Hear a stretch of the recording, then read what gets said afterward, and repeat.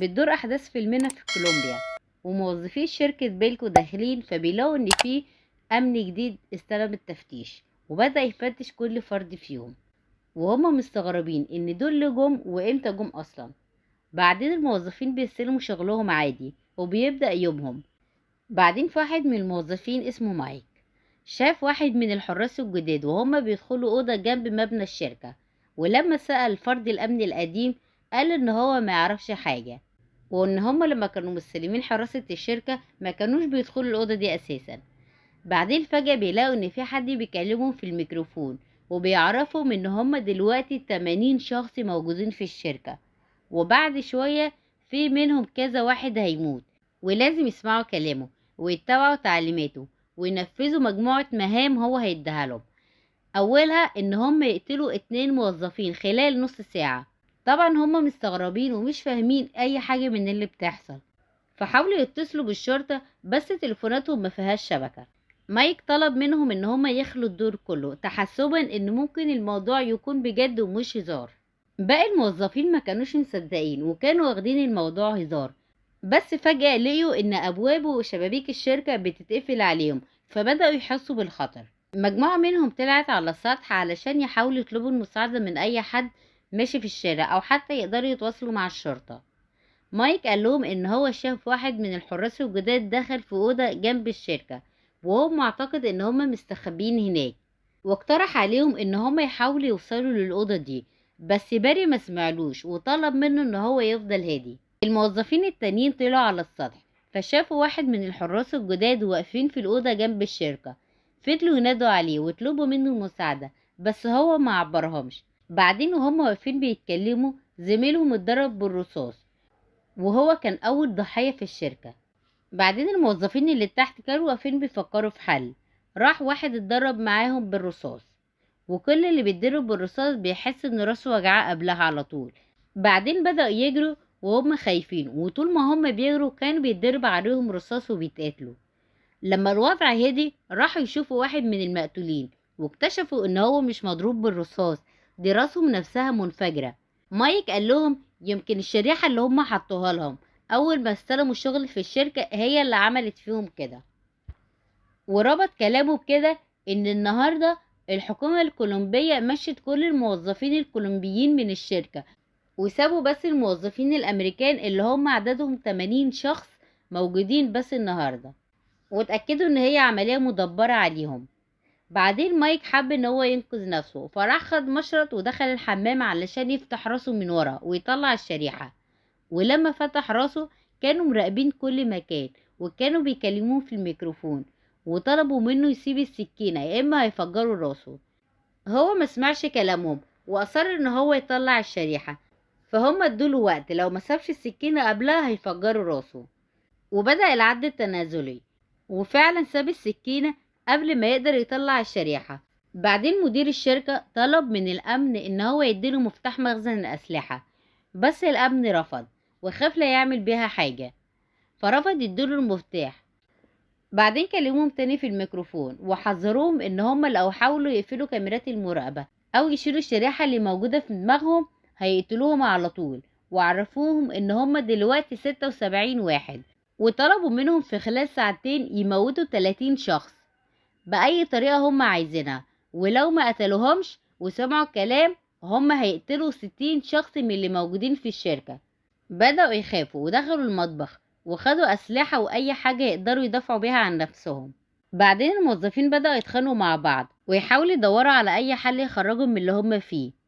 ليندا اقترحت ان هما كلهم يطلعوا فوق السطح ويكتبوا لوحات يطلبوا فيها المساعدة، يمكن اي عربية من اللي ماشيين تشوفهم وتبعت لهم الشرطة.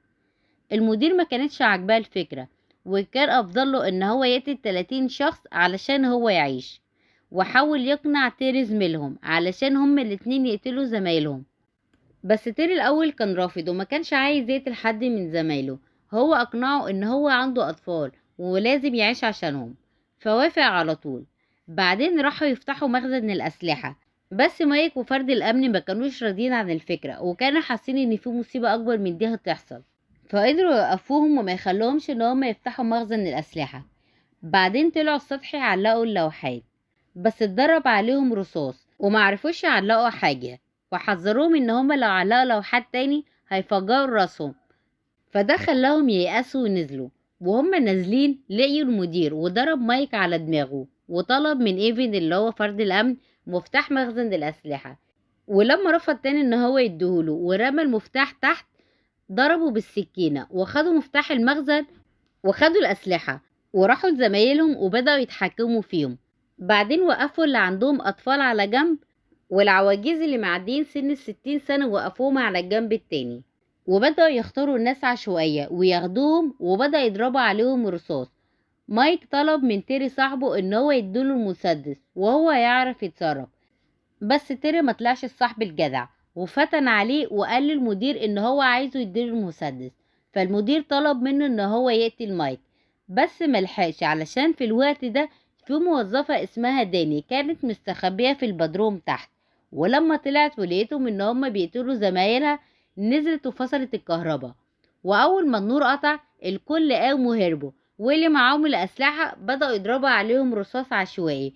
وكمان الموظفين اللي مش معاهم أسلحة بدأوا يقتلوا الموظفين اللي معاهم أسلحة، وكلهم بدأوا يقتلوا في بعض، وما تبقاش غير المدير واتنين كمان هما اللي معاهم أسلحة.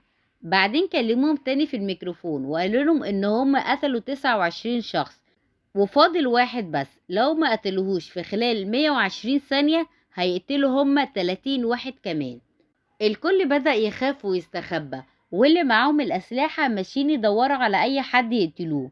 وليندا كانت مستخبية تحت الترابيزة. تيري لما شافها كان جاي وعايز يقتلها، بس هي ضربته في ايده. اترجاها ما تقتلوش وفعلا ما قتلتوش.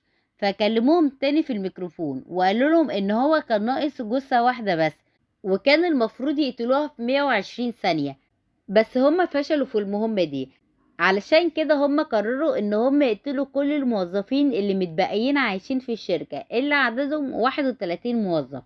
وبدأ الموظفين رؤوسهم تنفجر واحد ورا التاني ويموتوا، وقتلوا عدد كبير منهم. بعدين وقفوا قتل وكلموهم تاني وقالوا لهم ان اخر مرحلة هي اللي هيقتل اكتر عدد هو اللي هيعيش.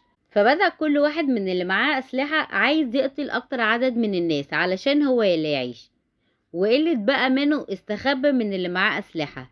بعدين الموظفة اللي كانت مستخبية تحت في البدروم طلعت هي وحبيبه فوق الأسانسير علشان يستخبوا، بس حظهم النحس إن لورانس شافهم فطلع بالأسانسير بسرعة علشان يزنقهم ويموتهم، بس هي عرفت تنط على الحيطة وحبيبها ملحقش ينط فمات.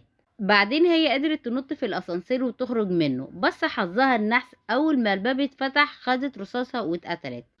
بعدين في موظف في الشركة قرر ان هو يولع في الشركة عشان كل الموظفين يموتوا وهو يعيش، وكان بيرمي نار على مايك ولينا علشان يقتله، بس ملحقش علشان خد رصاصة ونام جنب اصحابه المقتولين. بعدين مايك ولينا استغلوا كده وراحوا علشان يستخبوا، بس نورس ضرب عليهم رصاص وليندا ماتت. ده جنن مايك وطلع ينتقم من نورس علشان هو اللي قتل ليندا، وفضلوا يضربوا ببعض لحد ما مايك قتله. فكلموه في الميكروفون وهنوه ان هو الموظف الوحيد اللي قدر يعيش من الشركة. بعدين الحرس جم خدوه وودوه الأوضة اللي قدام الشركة، فلقيها مليانة أجهزة وفيها شخص، وعرف منه ان الشخص ده جزء من منظمة دولية هدفها دراسة سلوك الإنسان، وعمل تجارب عليه.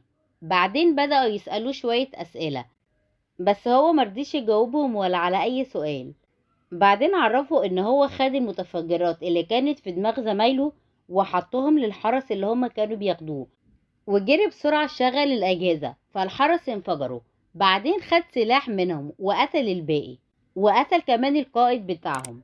بعدين خرج من الباب وكان هو الناجي الوحيد من الموظفين ومن الحراس. وبس كده يكون خلص ملخص فيلمنا.